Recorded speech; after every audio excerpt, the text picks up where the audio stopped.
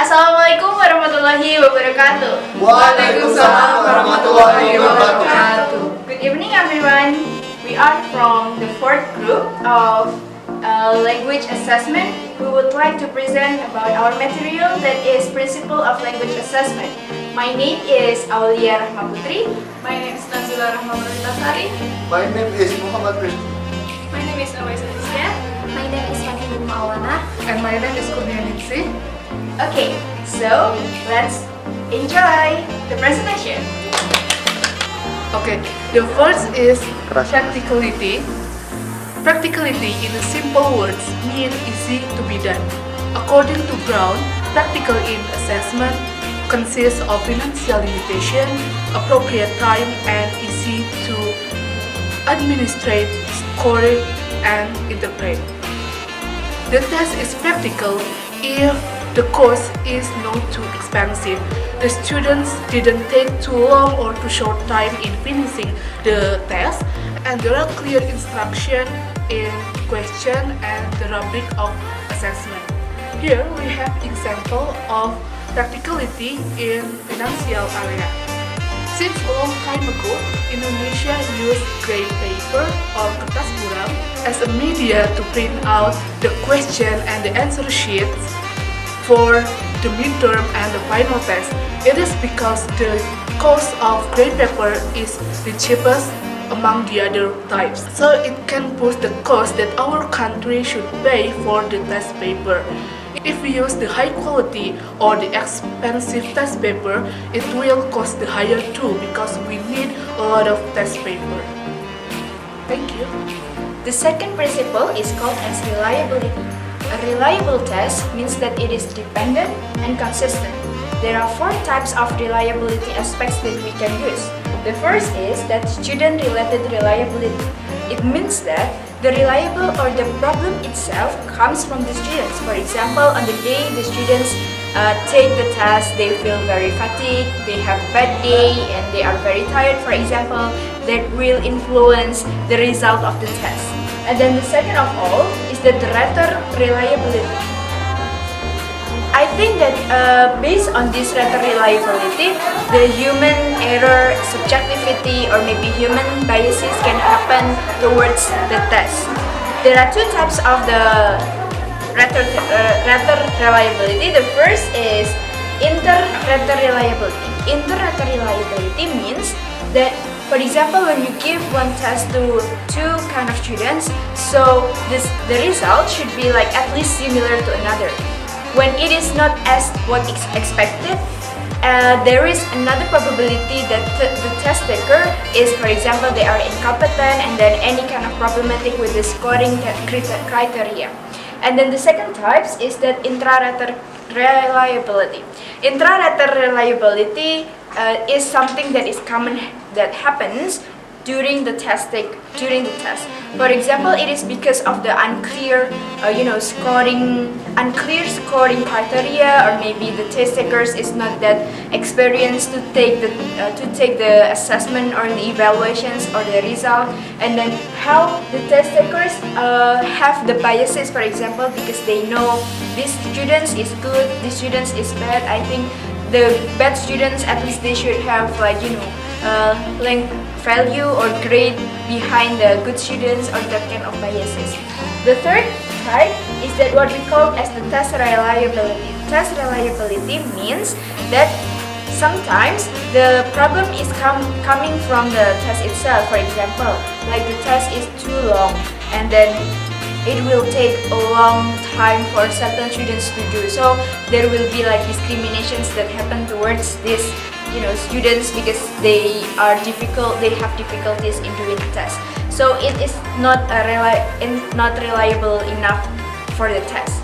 And the last is that the test administrations. It means that the reliability also can be influenced by the conditions in the test administrations. For example, how the light inside the room that can influence the students when they do the test, and how the students when they sit near the windows and they cannot hear, how the tape recorder when they still have listening test, for example.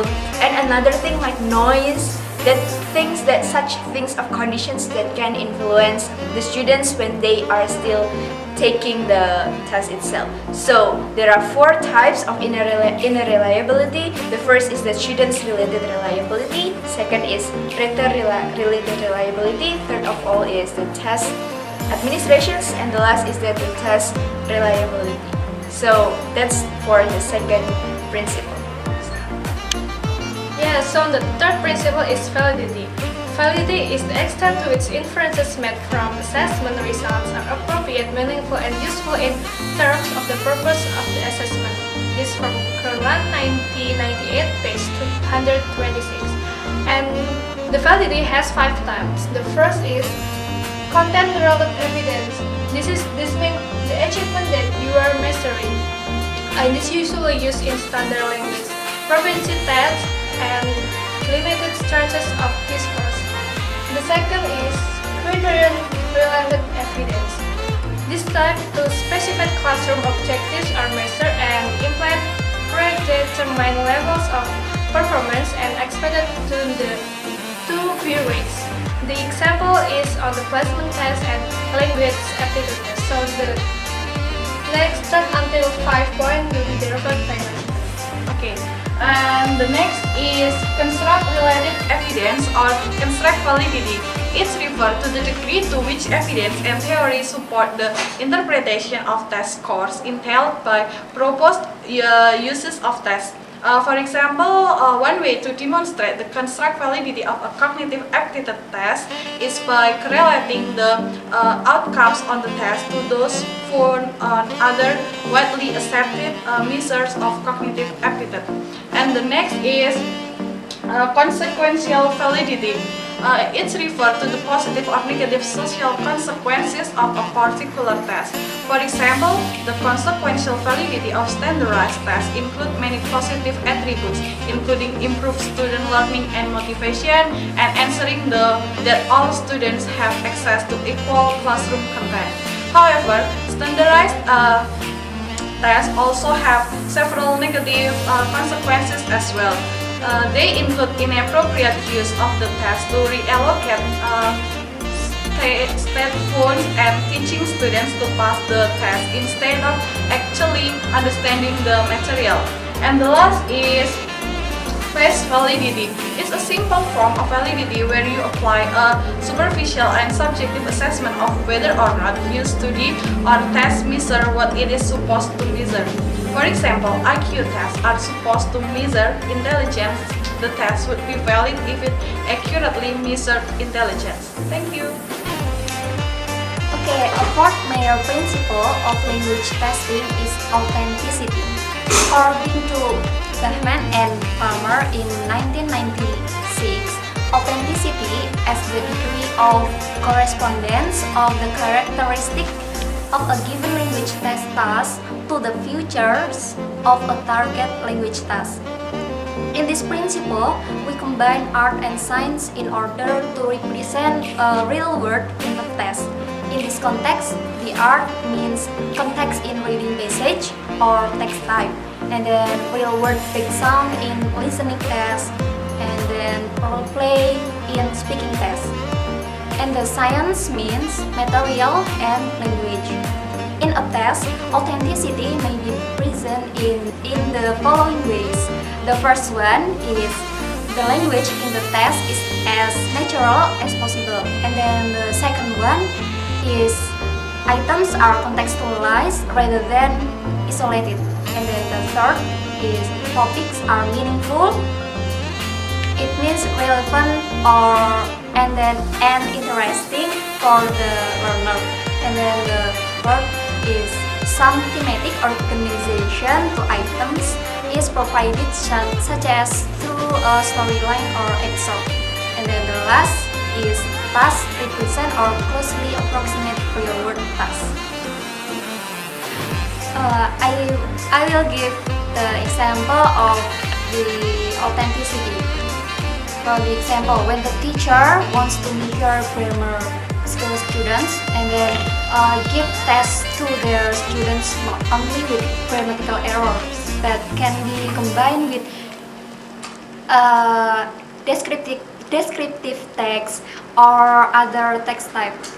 And then when the teacher wants to measure students' listening skills, the test given to students must be appropriate. For example, the contents of a conversation must be in accordance with the theme of test. And then there is a background that match with the theme. For example, when the theme is forest, then there is a supporting voice like the sound of animals in the forest. Thank you. And then the last is WSPED. WSPED is the effect of language learning and testing. WSPED can be the effect of instruction given by the teacher to ask the student to prepare the test. And then the third is WSPED can be used to diagnose the weakness and strength of the student. And then the fourth is the teacher must be generous and efficiency in give WSPED to students.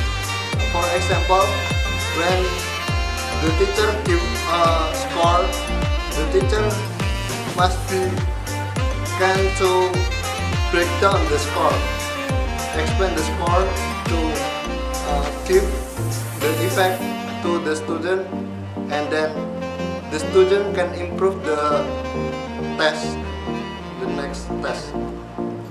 Okay, thank you. That's all for our presentations. So don't forget to like, subscribe, and comment. And